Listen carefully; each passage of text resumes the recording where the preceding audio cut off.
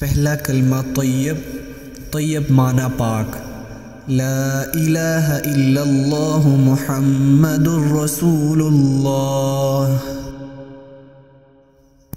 دوسرا کلمہ شہادت، شہادت معنی گواہی دینا، اشہد ان لا الہ الا اللہ واشہد ان محمدا عبدہ ورسولہ۔ تیسرا کلمہ تمجید، تمجید میں نے اللہ تعالیٰ کی بزرگی کو بیان کرنا، سبحان اللہ والحمد للہ ولا الہ الا اللہ واللہ اکبر ولا حول ولا قوة الا باللہ العلی العظیم۔ چوتھا کلمہ توحید، توحید معنی اللہ تعالیٰ کو ایک ماننا، لا الہ الا اللہ وحدہ لا شریک لہ لہ الملک ولہ الحمد وہو علی کل شیء قدیر۔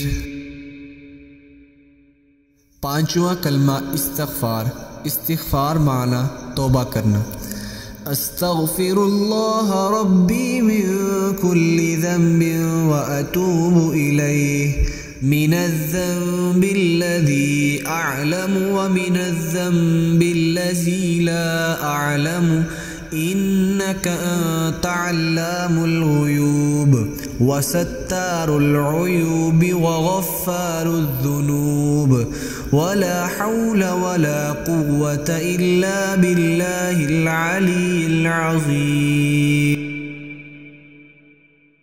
چھٹا کلمہ رد کفر، رد کفر معنی کفر کو انکار کرنا، اللہم انی اعوذ بک من ان اشرک بک شیئا وانا اعلم بہ واستغفرک لما لا اعلم بہ تبت عنہ وتبرأت من الكفر والشرك والكذب والغيبة والبدع والنميمة والفواحش والبهتان والمعاصي كلها وأسلمت وأقول لا إله إلا الله محمد رسول الله۔